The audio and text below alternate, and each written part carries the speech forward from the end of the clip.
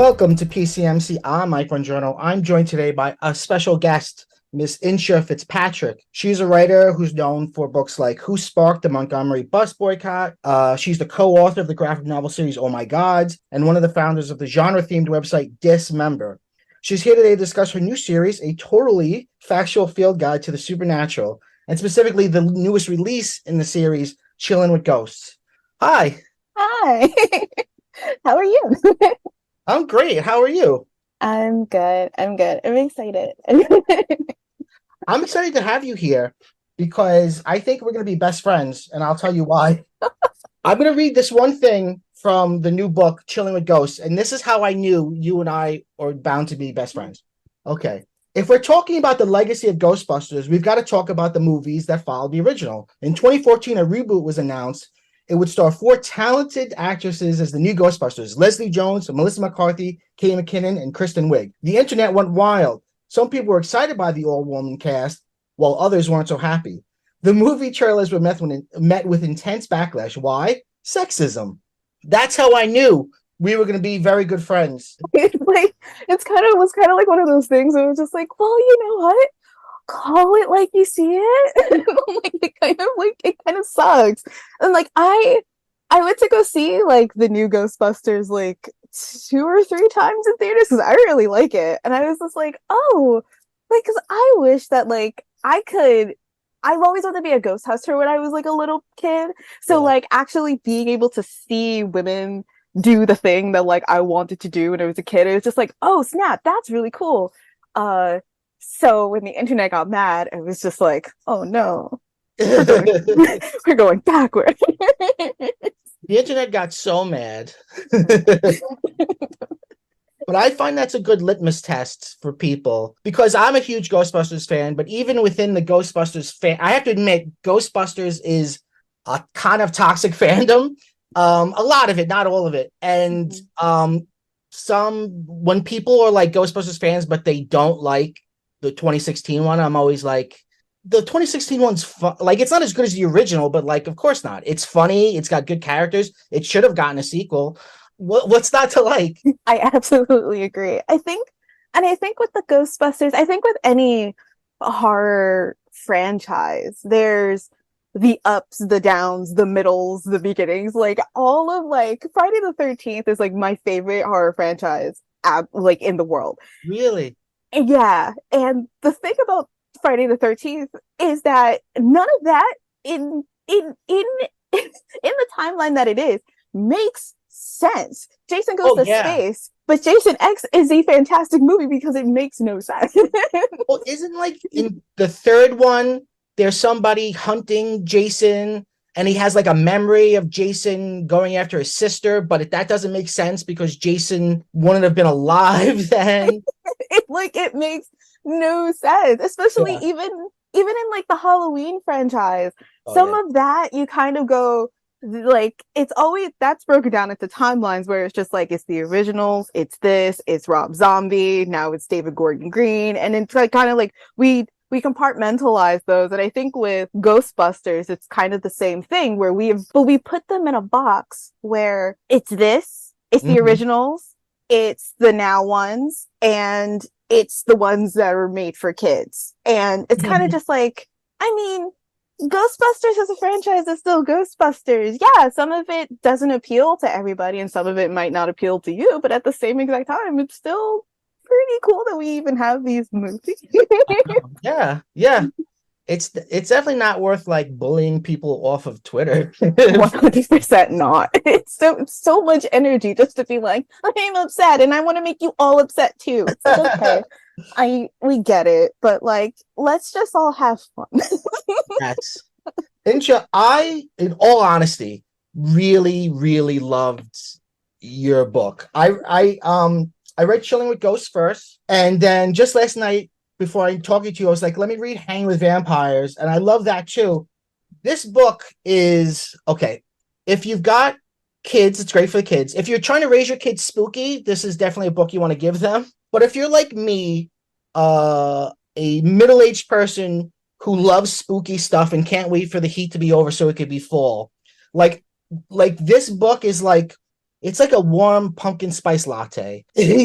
I just cuddled up with this book and read it one afternoon, and was just like, if I had read this as a little kid, it would have been like my favorite thing in the world. Oh, Can you that's like the best compliment ever. Oh my God, I love it. I absolutely love it. The illustrations, I think, are absolutely gorgeous. Layla Bolex, is that right? Shout out to her. So, okay, so there are so far 2 books in the series, totally factual field guide to the supernatural. How did these books come about? So, fun story. Quark actually reached out to me to be like, hey, we know that like you're really into spooky stuff. So do you want to write spooky books? And I'm just like, yes. Like immediately yes. And then working with my awesome editor, we like she kind of gave me this whole thing that was just like, here's this, go for it. Wow. And I was just like, dope. And then now we have this like really great rapport where it's just like every time she gives a topic, I'm just like, let's go, girls. And like when the second book came out, when the topic dropped, I freaked out because I love vampires so much, but Ghosts and werewolves are my 2 favorite supernatural creatures of all time and supernatural beings of all time. So when this one dropped, I freaked out. She was just like, are you good with that? And I'm just like, oh, absolutely, I'm good with that. And then we took it from there. But yeah, they reached out. They said, let's do spooky stuff. And I'm just like, let's go. Oh my God. Were you like mind blown? Because Quirk is so cool. I mean, like they've done so many cool things. They did Monster She Wrote, which is like an amazing illustrated book about women in science fiction and genre. And they published My Best Friend's Exorcism by Grady Hendrix, which I think is like one of the best horror comedy novels of like the last decade. Yes. Like, I don't think I've ever told them this, but like I've always wanted to write something for them. Like my ultimate goal in life was just like get published by a cool company, and like they were like tippy top of the list because like I like the niche things that they publish. So I was just like, please one day let this be my end goal, and act like knowing that they publish spooky stuff like Grady and even like Chapman, I legitimately was just like, maybe I can find my home here. And then my mind completely blown. I freaked out. I remember getting the email and being like, I'm sorry. Is this today? Is this my life? This is weird. But it's been everybody there is so wonderful, so lovely, and it's been such a rewarding and absolutely cool experience. And I've grown, I think, as a writer while working with them, and even while working with other people. But with them, they were just like, we're not going to tone down your spooky, but we need to tone it down for kids. Sure. Yeah. One of the things that I love about the book is, or both books, is, they're called totally factual, and they are totally factual, but the book doesn't, how do I put it? Sometimes people make facts the enemy of fantastic. You know what I mean? Like facts are here to debunk fantastic. But this book is full of facts. It's full of history. It's full of literary history. It's full of science. But at the same time, that all supports an imaginative idea towards fantasy, which I think is what makes it so special. Like, the Chilling with Ghosts, you talk about like, do you believe in ghosts? Why would you believe in ghosts? And even if you don't, that's okay, because there are ghost stories and you don't have to believe in them. They really exist. So was there like a lot of research that went into like putting it all together? Oh my God, so much. Really? Like I had like notebooks and little pieces of paper that I wrote stuff down on, and each chapter since each chapter deals with something else, especially with the history and the science and everything, and even like the little bubbles that go in between there with the according to science and stuff, it just, we try to aim it to be like, even though these are fantastical, these are supernatural, they may not exist for you or they may exist for you. We try to keep it in a level of just like, these ideas come from somewhere. So all of history, like vampire history, comes from the history that like we've already known. Like it comes from like the Vlad the Impaler, the Elizabeth Bathory.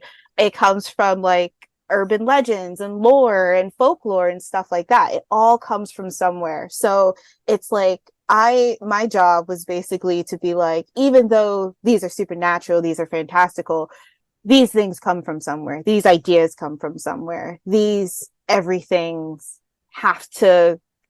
they start from a point, and then we make them into the things that we know now. Right. And that's like, that was like the really big thing for me in doing the research. And it took a lot. I really, again, shout out to my editor, because it took a lot for her and me to kind of like look at all these things and be like, oh man, like that can veer off into 17 different directions. Like you can talk about decomposition all day long and like in like 20 different ways, but narrowing it down, like doing the research, narrowing it down and supporting the idea that, again, supernatural, but still factual. Yeah. And I mean, it's a really thoughtful book. And I gotta say, I love the sort of wholesome, funny, but like, I'm trying to not use the word progressive. But like when you talk about confirmation bias, just say like, and by the way, like, make sure that you're watching and reading verified news and keep your mind open, like little things like that. I'm like, that's awesome. Like that makes me as an adult like cheer. Because it's not like heavy-handed. It's not like, pushing any sort of specific agenda. It's just like, be cool to people. Like, even when you talk about like, hey, if you meet a ghost, like, be nice to them. You know what I mean? Ask how they're doing. Don't just like run in there. Like, you don't want to bust a ghost. Like, you just want to like talk to a ghost. Because it's like they don't really want to like hurt you. They just like, I mean, some of them do. Let's not negate poltergeists at all. Yeah. But like it's always like this thing, and I think with both books where it's just kind of like, we want to give you the information in a way that like kids can understand and adults can like kind of even have it just sink in a little bit like deeper. Because even I remember when I turned in the draft for Ghost, and I legitimately was just like, we have to put like a whole thing about death in here, because I think like that's really important. That's like how you get Ghost, but I think that we need to explain it in a way where a kid can understand it if they read it by themselves, and an adult can talk to a child if they read it too, if they needed to get it understood. And because it's such an existential and heavy topic and heavy book too, in a way, to like go through, it's kind of just like, we want it to just be soft, kind, gentle, but still be like spooky, horrific, and raw. Yeah. I mean, maybe because I'm an old person, I'm focusing on the wrong things, because it's so fun and it's so funny and it's so full of like any kid would absolutely like eat this up if it, like, you know what I mean. But I just was struck by the things that like I thought like, how cool to like, basically there's a section called Chill Vibes, which basically is kind of like, if you're having panic or anxiety, here's ways that you can calm yourself down, which is like, I have depression and anxiety. And so like, if I had read that as a little kid, oh my God, my life would have changed. like so cool. Like, what made you like want to put something like that in there? It's kind of it's just like how you said, like it's like how I would have wanted to be talked to as a kid, because I also have like anxiety and depression, and um when mine gets severe, I don't necessarily know what to do. So I like, now that I'm an adult, it's kind of just like, well, I want to be able to tell kids and even adults and anybody who's reading this, just like, there are some ways that you can, like, if you don't want to reach out, you can help yourself. If you do want to reach out, then there are people there to like pick you up and help you and stuff like that. But like, it's for every single thing too. It's just like, there are ways to absorb this information, and there are ways to help and like heal yourself, because we also have like this really big thing about grief in there too. And that was like one of the things that like I really needed to be talked to as a kid about, because death is a whole one thing, depression and anxiety is a whole one thing, and then grief was just like a whole other, loss and grief is a whole other topic. It was just like, how do you talk about, like, you're never going to see this person again, you're never going to see this thing again, and like the feelings that come up, because it could be like 1 year, 1 week, 1 day that you just all of a sudden it just smacks you in the face. Right. But it's those type of things in this book that I'm really, really proud of, because it's just like, I wanted to be able to talk to people like like how I would have wanted to be talked to as a kid. And it made me feel so happy to be like, it's okay, it's gonna be okay, gotta get through the hard stuff first. You know what I mean? It's so, I mean, every conscious person has like the moment in their life where they learn about what death is. And it's so, like, my favorite quote about death is from Susan Sontag. She said, death is the opposite of everything, which is so true. Like, death just it doesn't make sense. Like, even though everybody does it, it just doesn't make sense. Like, there's the continuity ends, like you were here and now you're not. Like, it's as an adult man, I have problems grappling with it. So I guess one of the things I really like about your writing is you have a gift for taking complex ideas and making them sort of, putting them in a sort of plainly palatable way for a child reader. Yeah. Which I think is difficult to do. 100%. Because I mean, even as myself again as an adult, it's kind of just like, I want to talk to people how I would have wanted to be talked to, even as an adult. Like, as a kid, talk to me like this, or as an adult, talk to me like this. But then also, it was really important to like get everything in there, especially when like the most difficult parts for me in writing it was like to exclude some of the gory bits of things. And my editor had to be like, we can't put that in, right? And I'm just like, please. Please.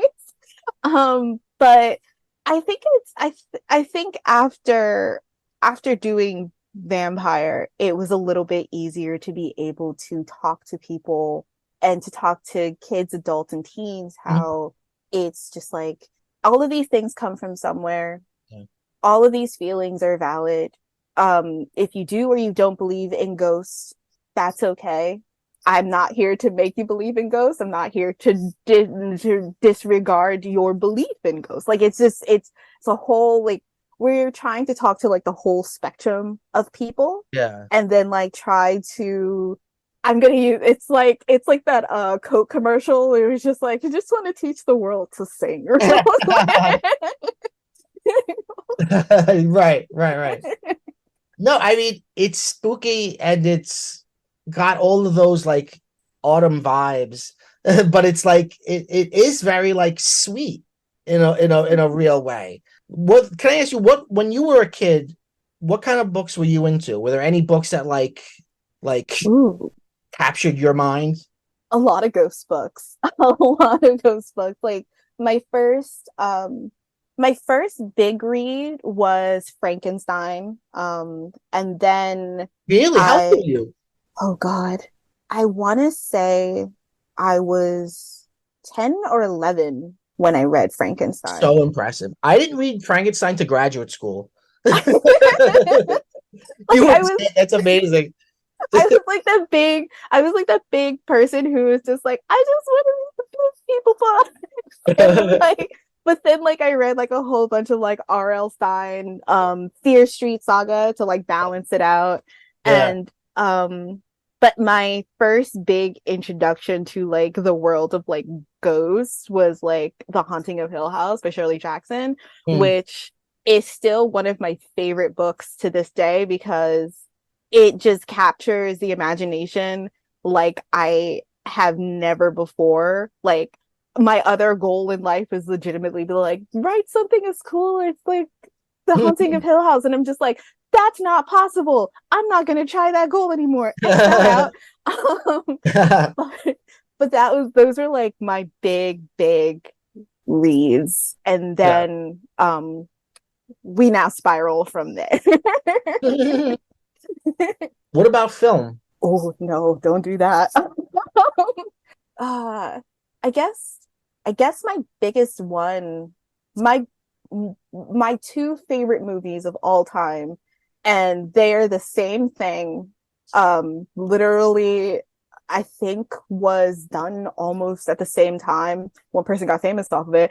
Alfred Hitchcock's Psycho Yeah. and Peeping Tom. Tom, wait, no, Powell. What's his first name? Michael Powell. Michael Powell. Yeah, you got it. You're gonna love what we're doing. This Halloween's a big deal on this podcast. We do 4 specials a year. We do the whole month. So this year we're doing slashers. So I already have recorded the first episode, which is the majority of it is about 1978 Halloween. But we talked a little bit about Peeping Tom and a little bit about Psycho. And we're doing Friday the 13th, which, because there is a Friday the 13th this October. And then we're doing Texas Chainsaw and A Nightmare on Elm Street. You should listen to them. I think you might like them. I will. I swear I will. Like I get so excited like hearing people's thoughts about especially Psycho, Peeping Tom, Texas Chainsaw, and Friday the 13th. Because like those were my movies growing up. Like I have on the other side of my wall, like I'm like looking at is like Texas Chainsaw Massacre poster, and then Peeping Tom poster, Psycho poster right above me, like Midsummer behind me. Like it's kind of, but like those are my big movies. And then Evil Dead 2013 is one of my favorite movies too. Is that right? Came Really? out. Yeah. Unpopular opinion. I love that movie more than the first Evil Dead. It's on the same level of the second Evil Dead for me. Okay. And it's just, I love the twist ending of the 2013 one. I love Mia as a character. I love that movie so much. Wow. Okay. Did you like Evil Dead Rise? I did. I think it did a really good job at harking back to the second movie and even doing a lot of stuff from 2013. Yeah. And I was really impressed by some of the kills in it. And I was just like, good job, my man. Good job. Yeah. And I love one of my favorite things about horror is confined horror, where they're in a single place location for like the rest of the movie. The Thing is one of my favorite movies because of that. And it's so wild what you could do there. So I'm really happy that they made them more confined in this whole thing. It's really impressive. So I was just like, good job. Yeah, I thought it was awesome too. Are there I don't know if you're allowed to answer this, but are there like going to be more books in the series? I hope so. You hope so? Yeah. So what do you want to do next? Werewolves? Oh, I would love to do a werewolf. I would love to do werewolves. I would love to do an alien one, perhaps. Gosh, there's so many. Witches, I would love to do. There's not a lot there, but like, and I know we can't do it for kids. But my one that would be really cool is like demonology. We can't do it. Right. But there's a lot of movies to talk about within that I think that would be really cool. Yeah. It's funny, like I that's another cool thing, which is like let's say you're a spooky little kid, right? And you get your hands on this book. It does that cool thing of suggesting other stuff. Like you can start your journey here. Like first of all, you have a cool chapter at the end about like writing your own story, which is so cool and fun. But then like there's like the library scavenger hunt and like finding these other books. And then like you talk about other movies and what I love is you're sort of respectful about like some of the movies you talk about like aren't child appropriate but are appropriate to this conversation, so they should be mentioned. So I really love that. Like some kid's gonna be like, I gotta watch Nosferatu now. That was the really sticky part. I think especially I think for ghosts it was more okay, but for vampires it was kind of like there are just some that I cannot suggest. Right, But I could like Bordello of Blood can't really. I'm like, but I can stick some stuff in there like Ganja and Hess. No kid should watch that. But at the same time, I'm just like, it's really important to filmmaking, especially about vampires and about like diverse vampires, because we don't really have that many. So it's kind of just like, one, can we please make more Black vampires or people of color vampires? That would be so dope. But then, two, it's a really important conversation to have because like the diversity within vampires is so cool and so dynamic, and it's exploding, but at the same time it's like kind of keeping itself like in this tight little bubble. It's strange, but I think with Ghost it was kind of just like, we're okay. I think I can suggest most. Vampires slip off into either very violent or very sexual, because the seductive thing is such a big part of vampirism, which you can't, although you do talk about hypnosis a little bit, which is cool. But like this is like, it's the perfect starter pack for like if you're trying to raise your kids spooky, which you should be. Like this is so much fun. Like, and I love books for young people. I collect them. I feel like if you love arts and aesthetics, like the easiest, cheapest, coolest art to get your hands on is like in the children's section of every bookstore. Yes, 100%. Like, of course in my collection I have Where the Wild Things Are. Like any page of Where the Wild Things Are is like an amazing painting that you would want.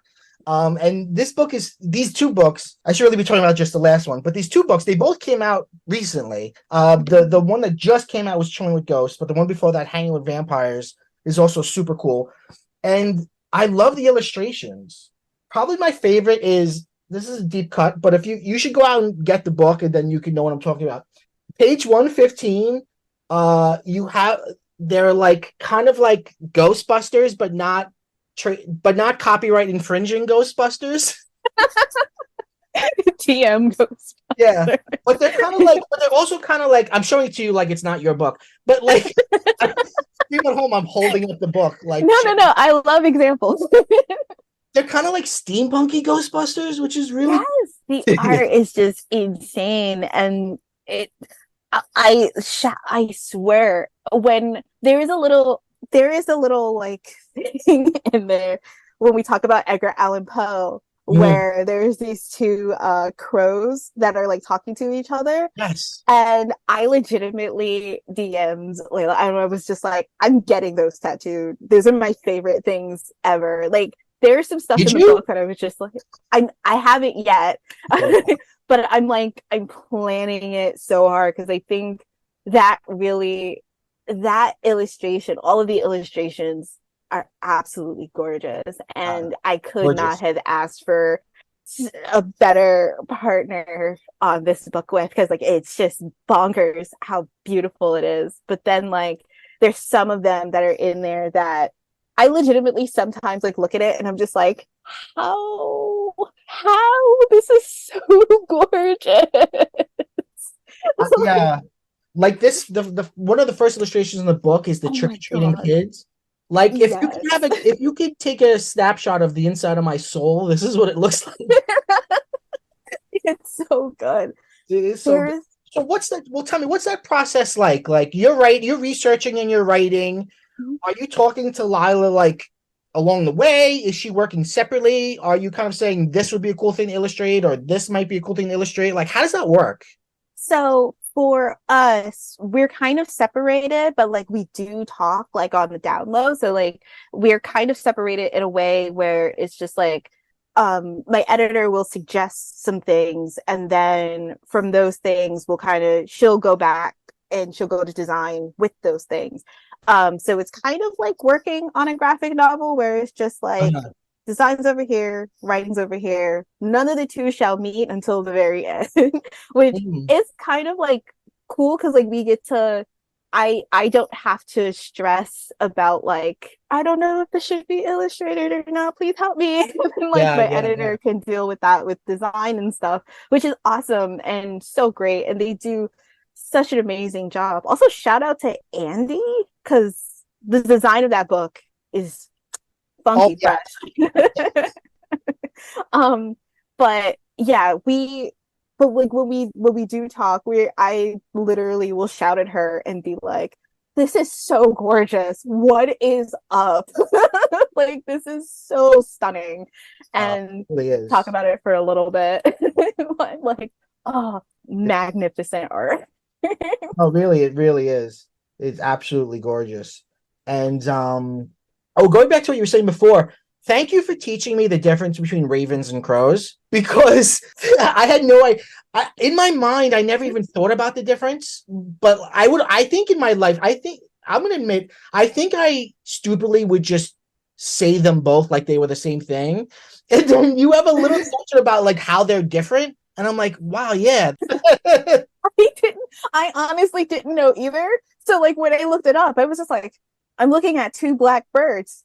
What's happening right now? And then actually like knowing the difference, I was just like, oh. So now every time I drive in my car or I see a black bird, I'm just like, that's a crow. You can't hide from me now. The power of research. Right? It's also like learning the difference between like a casket and a coffin, which also blew my mind. And even my editor was just like, there's a difference. Yeah. If you go to a funeral like in the Western world, you're probably seeing a casket. Mm-hmm. Caskets are just rectangle shaped and they're hinged, like the top is part of it.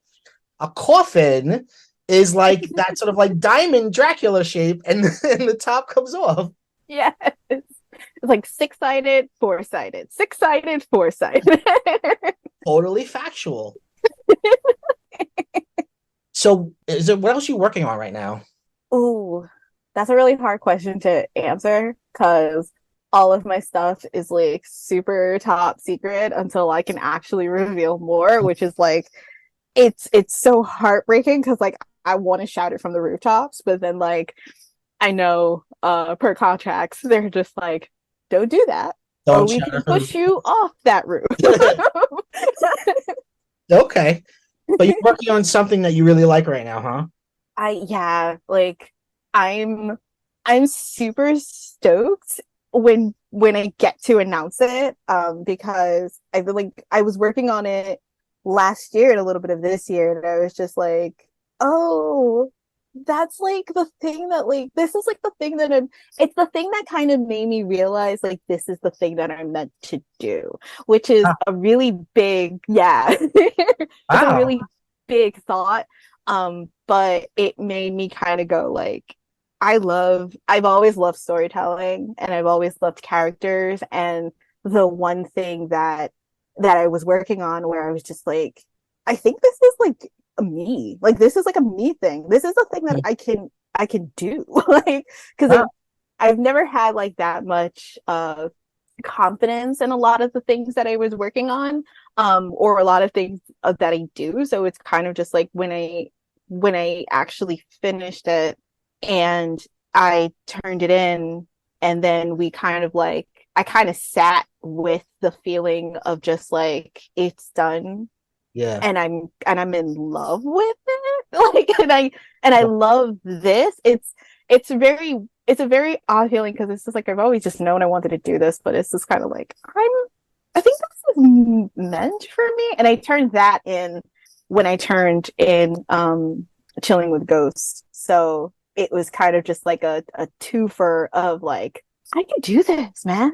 I can actually kind of like do this. Okay. So you can't talk about it. Is the other project also aimed at a similar age group, reader group? Yeah. Well, let me ask you, like Friday the 13th is one of your favorite movies, right? Is there like, like a really hardcore like novel in you that's gonna come out, or is this like you like the spooky, you like spooky and scary, but you like doing the spooky? I so in my head there is a novel brewing in my head somewhere, but I want to lean into the spooky, scary, and gory. Because my favorite types of films are the gore exploitation era of like the 1970s, which is 1960s, 1970s, which is so niche, such a niche, weird thing that is like compartmentalized in my mind. Like what kind of stuff do you mean? So, I don't know if have you ever heard of like the director Herschel Gordon Lewis? Yeah. So like Blood Feast, The Wizard of Gore, Color Me Blood Red, like those type of things. All right. And yeah, and then I love the video nasty era too. Oh, wow. Okay. Which is like every time I tell somebody, they're like, "What? Yeah. How? When? What's going on in that brain of yours?" And I'm just like, I don't know, man. But it's like that kind of stuff I really want to show my love and appreciation for, and then put it on paper in some kind of way. Yeah. I don't know how yet, but I'm like, one day I will. But there's some things I'm writing down for a perhaps a first novel. But I'm still kind of like working out the details, working through all of the stuff, rewatching a whole bunch of stuff. Okay. But yeah. So is that part of your process? Watching stuff, consuming stuff? Yeah, a lot. I even for like these two books for the totally factual guides, I sat down, rewatched Blade, rewatched Ganja and Hess, rewatched A Girl Walks Home Alone at Night.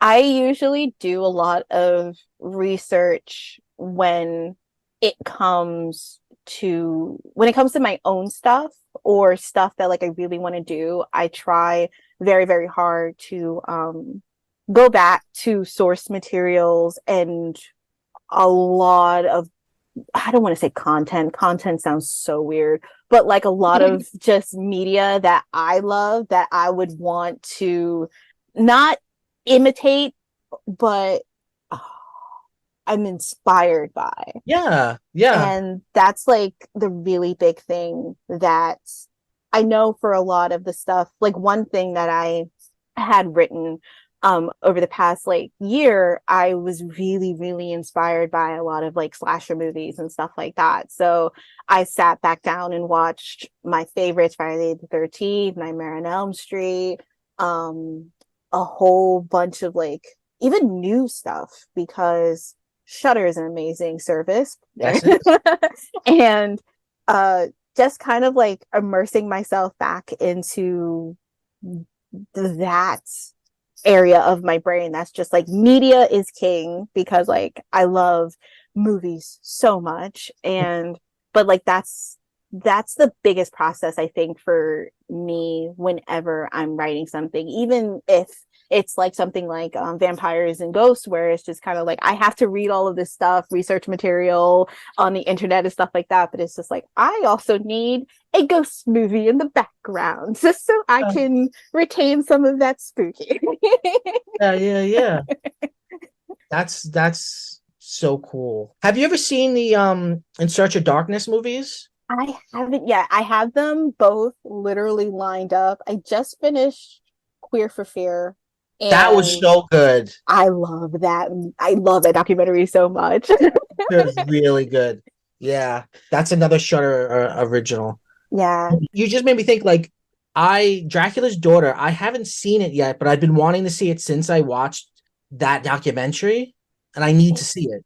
It's so good. Is it really? It's so good. It's one of those, I honestly think that if like the horror community in itself didn't keep talking about it, especially the queer horror community didn't keep talking about it, it would have just flew by the wayside. Right. Because it's like one of those movies where it's just like, oh, okay, that happened. Now we can move on from life. But I'm just like, it is such a good representation of the universal monster as queer, because you don't be like, and I mean, like, we've had, you know, the Frankenstein, the Dracula and stuff like that, but it's kind of just like that it's not explicit, but it's there. And that's important. Yeah. Like there's also like the original The Haunting, which so much queer context in that movie, so much exceptional film technique, just so much. And it's so incredible to me. Even like Rebecca, which is like another ghost film, which is kind of just like a lot of queer context, a lot of incredible camera work, but it's still there. I remember even like watching oh my God, what was that one movie? Because it really helped me like understand who I was as a kid. And I think it actually was the original. No, it was Rosemary's Baby. Because Rosemary's Baby like really got me in a way of just like, it helped me understand gender. Wow. Which is insane. And I wrote my term paper on the exploitation of Rosemary's body. Wow. And my teacher was like, "Are you kidding? What's going on in that breast?" Oh, that's a good thesis. Right. Yeah. Well, that was like there was a whole thing of there's like a whole genre of like female bodies under the control of males, like the Yellow Wallpaper and The Exorcist and Rosemary's Baby, and you know, like that's awesome. We're just talking about BS stuff. Okay, you put recipes in these books. What was the Chilling with Ghosts has a parfait, right? Oh, the graveyard parfait. And Hanging with Vampires has garlic bread, which I really want to make. It's adorable, but like, what was like? Was that your idea? Like, what? Why? It's awesome. That was more of my editor's idea, because she was just like, I kind of want to make treats, and I was just like, we could make treats. What treat do you want?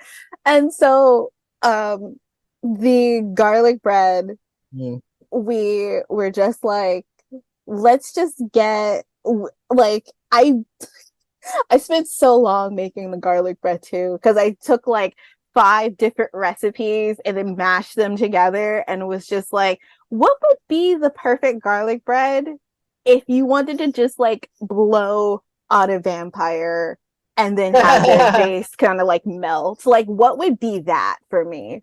And so like I made it and then we put it in and I was just like, yay, stinky garlic bread.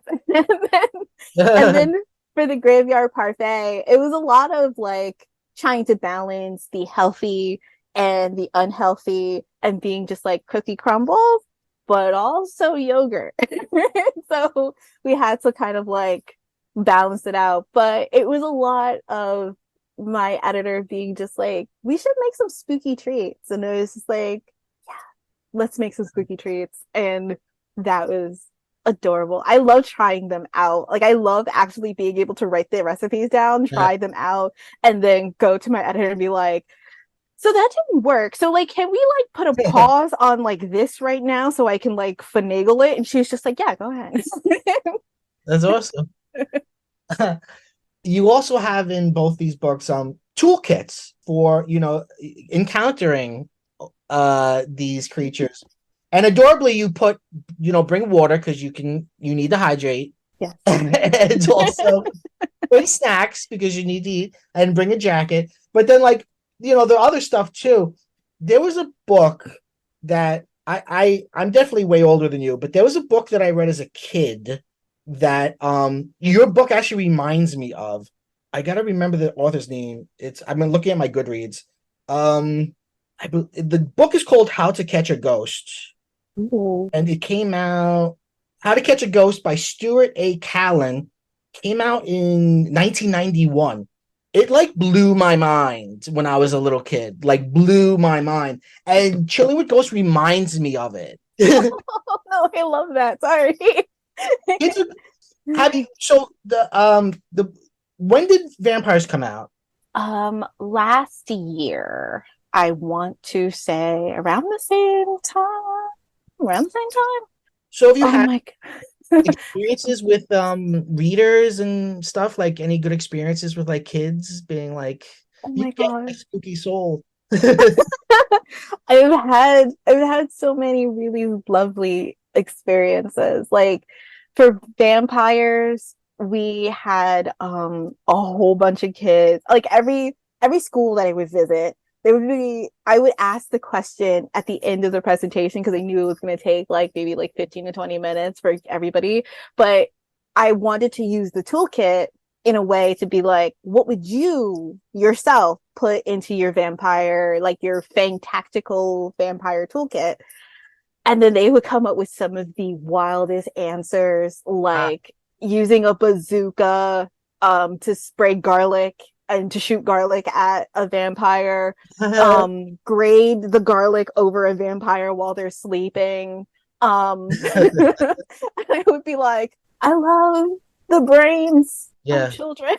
It's so funny. It's like spend the time thinking about like, how would I deal with a vampire? Like, these are important things to think about. Yeah, and then what would be so cute is they would just like look at me for approval and be like, is that a good idea? And I'm just like, any idea that you have is a good idea. Just make sure that you don't like evaporate yourself in the process. Like that's all I'm saying. And even with ghosts, I had a couple of experiences like recently where like my friends who work at libraries would tell me like, hey, this is like these books, like people love them and that's insane. And I'm just like, thank you. And then like there was a girl who one of my friends said really wanted to buy a book, and I was just like, well, I'll send one to you and then she can have it. And then she was just like, you don't have to do that. And I'm just like, no, I can. I mean, I have books. Let me just send you a book. And like, if she really loves it, I want her to like have it. And I was just, it's been so, everybody's been so kind. Everybody's been so gentle with me because like, I'm really like a shy puppy when it comes to like doing like appearances and stuff like that. But everybody's been so sweet and the reception has been so lovely. And I'm like, thank you all so much. It must feel amazing. It's really nice. And especially because like I get to work with like people who believe in the spooky vision of it all. Yeah. And they try not to I could tell that they try not to want to reel me in. But like they're just kind of like, but I work with some of the kindest people, and I'm really grateful and lucky that I get to like write these and do anything that I get to do. But it's just so it's so lovely. That's so awesome. That's really great. Good for you. Thank Dude, you. can you tell me a little bit about Dismember? Yeah, so I need to re-up that. Hmm. We haven't written for it for a while because me and my writing partner, Justin, shout out, my guy, my brother, we've kind of been like very, very busy, but Dismember is basically a love of the horror genre in general, where me and him, we get to just like talk about horror, do things within the horror community, and we just get to kind of like roll out what we love about the Yeah. genre. And um it's it was really important to me to have like that little safe space for the both of us, because it's like we see like the horror community sometimes and we're just kind of like, that's a mess, we'll be over here now. Right. And but we love everybody within the genre, and we love the genre, so we just really wanted to create something that makes us both feel proud that we've created, and also just talk about the thing that we love most, which is just horror, and honestly just genre films in general. Right. Yeah. I was just looking today and I saw your writing partner did a review of Shin Ultraman, which was a really cool movie. Oh my gosh, he loved So it's like he loved it. I think he like really immediately good. DM'd me and was just like, yo, this was dope. And I'm just like, I love that. The best superhero movie in a long time, and I feel like people aren't talking about it. Um, but that's the nerdy life. Well, it was such a amazing pleasure to have you on. You're a lovely person. Please come back and talk about everything that you write. um, I'm gonna keep collecting your stuff because they're beautiful and great, and you should be proud of yourself. Oh, thank you so much. We end every episode of Pop Culture Man Children by quoting the great Animal from Muppet Babies. We say "Go bye bye." Can you say "Go bye bye" for us? Sorry. I love Muppet Babies so much, so that's dope. Okay, so go bye bye.